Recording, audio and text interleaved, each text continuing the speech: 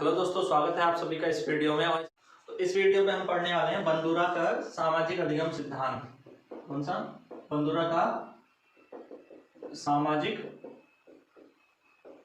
अधिगम सिद्धांत।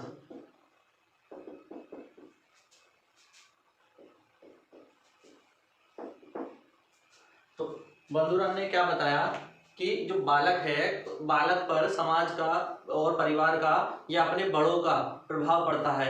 यानी बालक वैसा ही व्यवहार करता है जैसा व्यवहार बड़े या समाज के लोग करते हैं। बालक वैसा ही व्यवहार करेगा, वैसा ही व्यवहार करेगा जैसा बड़े या समाज के लोग व्यवहार करते हैं। ठीक है, लोग करते हैं तो उसका व्यवहार उन्हीं के जैसा हो जाएगा। यानी जैसा समाज वैसा बालक। शॉर्ट में हम इसको कह सकते हैं जैसा समाज वैसा बालक। तो इस बात को मानने वाले हैं बंदूरा। तो बंदूरा कहते हैं कि बालक जो है अपने समाज का प्रतिरूप होता है। जैसा उसका जो सोसाइटी है वो उसी से सीखता है। तो इसी को लेकर के उन्होंने एक एक्सपेरिमेंट किया था जिसको कि बोबो डॉल का प्रयोग, यानी बोबो गुड़िया जो है, बोबो गुड़िया का प्रयोग किया था। इसके बारे में समझते हैं बोबो गुड़िया का प्रयोग क्या था। बोबो गुड़िया, बोबो गुड़िया का प्रयोग। तो उन्होंने क्या किया कि एक बोबो डॉल कैसी होती है, इस तरह की जो है बोबो डॉल होती है। और ठीक है, तो उसमें क्या है, नीचे की तरफ हाई स्पेसिफिक वेट रहता है। क्या होता है? High specific weight. तो ये जो हाई स्पेसिफिक वेट है और ऊपर उसका लो वेट होता है।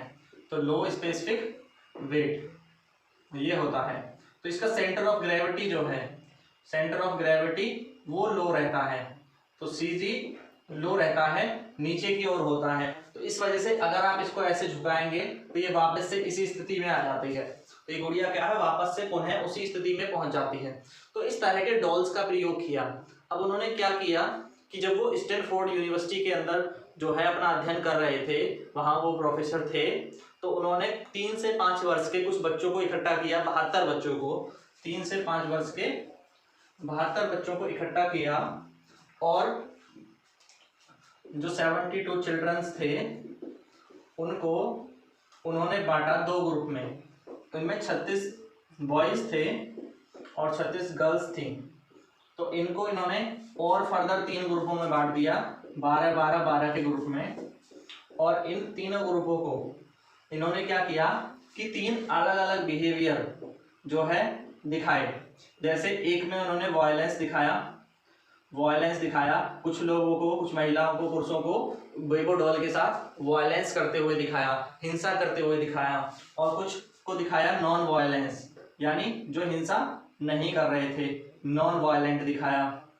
और एक ग्रुप को ऐसी कोई एक्टिविटी कुछ नहीं दिखाई। ठीक है, तो इससे क्या हुआ कि उन्होंने ऑब्जर्व किया कि जो व्यवहार उन बच्चों ने देखा बोबो डॉल के साथ, उनका वही व्यवहार उन्होंने बोबो डॉल के साथ किया।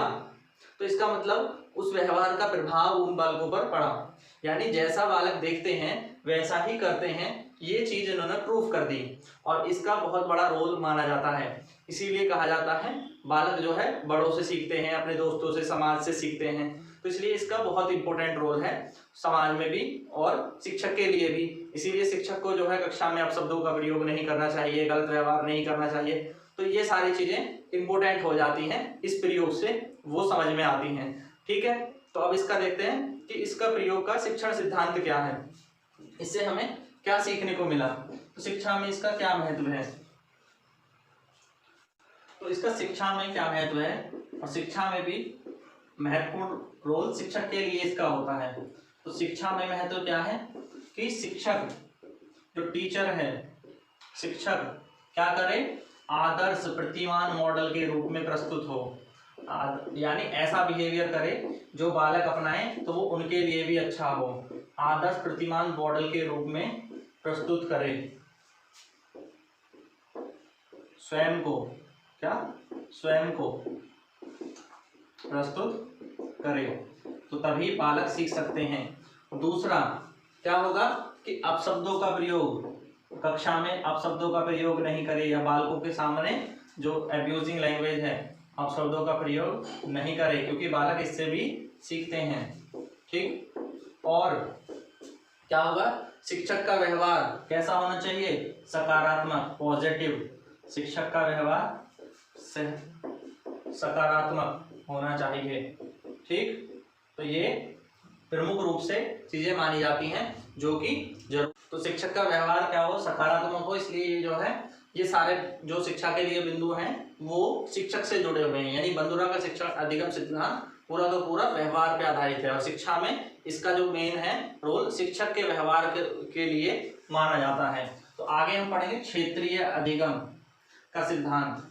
क्षेत्रीय अधिगम का सिद्धांत, क्षेत्रीय अधिगम का सिद्धांत, क्षेत्रीय अधिगम का सिद्धांत, यानी थ्योरी ऑफ फील्ड लर्निंग,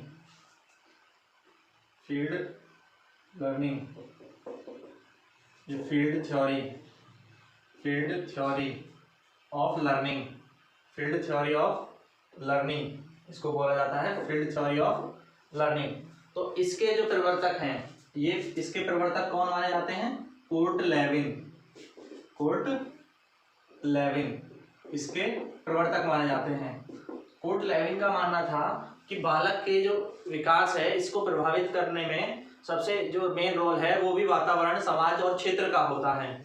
तो बालक का जो विकास का क्रम है, या बालक जो है सीखने के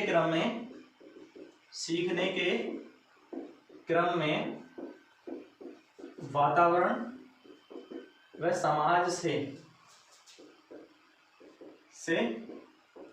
प्रभावित होता है, और इनका जो सिद्धांत है वो बाकी के जो मनोवैज्ञानिक हैं जैसे स्किनर है, पावलव हैं, उनसे थोड़ा हटके है। क्योंकि कोर्ट लेविन जो है वो एक व्यक्तिगत वातावरण पे बात करते हैं, तो जो कि और मनोवैज्ञानिक नहीं करते। उन्होंने क्या कहा कि जैसे एक मनोविज्ञान का सिद्धांत कोई निकल के आ गया, कोई मनोविज्ञान की थ्योरी आ गई, और वो मनोवैज्ञानिक थ्योरी को, किसी मनोवैज्ञानिक सिद्धांत को सभी के लिए, जो कि एक औसत सांख्यिकीय गणना होती है, जो एक एवरेज हमारा स्टैटिकल डाटा है कि हमने कुछ बच्चों पर प्रयोग किया और औसत सांख्यिकीय गणना कर ली कि हाँ ऐसे ऐसे वातावरण में बालक ऐसा ऐसा व्यवहार करते हैं। पर कोर्ट लेविन क्या कहते हैं कि ये सभी के लिए 100% थोड़ी सही है, 100% हर बालक वैसा ही करेगा, तो फिर विशिष्ट बालक की अवधारणा कहाँ से आएगी। विशिष्ट बालक और जो कुछ ऐसे बालक हैं जो इनके अनुरूप व्यवहार न करके कुछ अलग व्यवहार करें, तो उनके वातावरण को, उस बालक को अलग से समझना पड़ेगा, हर परिस्थिति को समझना पड़ेगा, उस बालक के समाज की परिस्थिति को, ताकि हम सही अनुमान लगा सकें स्थिति का। तो कोर्ट लेविन उन मनोवैज्ञानिकों में से हैं जो कि चीजों को जर्नलाइज नहीं करते, सामान्यतः सभी चीजों को एक जैसे में नहीं आते, इसीलिए इनको जो है काफी इंपॉर्टेंट माना जाता है इसके सिद्धांत के लिए, क्योंकि ये चीजों को सभी को एक रूपता में नहीं देखते। उन्होंने कहा कि हम औरों के वातावरण या किसी और बालक की गई अध्ययन पर आधार, किसी और बालक पे जो हमने स्टडी की है उसके आधार पर दूसरों पर भविष्यवाणी नहीं कर सकते, हमें उन पर भविष्यवाणी करने के लिए उसी पर अध्ययन करना पड़ेगा। यानी ये एक आदर्श मनोविज्ञान के प्रवर्तक हैं। कोर्ट लेविन क्या माने जाते हैं, आदर्श मनोविज्ञान, जो कि एक व्यक्तिगत होता है, हर एक व्यक्ति की स्टडी, आदर्श मनोविज्ञान के प्रवर्तक, इन्हें आदर्श मनोविज्ञान के प्रवर्तक माना जाता है, क्योंकि ये व्यक्तिक पर बात करते हैं, इंडिविजुअल पर बात करते हैं, हर एक पर हमें अध्ययन करना होगा, तभी हम उसके व्यवहार को बता सकते हैं। ये समग्र रूप में मनोविज्ञान को नहीं देखते हैं। तो ये बात समझ में आई, ठीक। तो इसका क्या प्रयोग होगा शिक्षा में, ठीक है।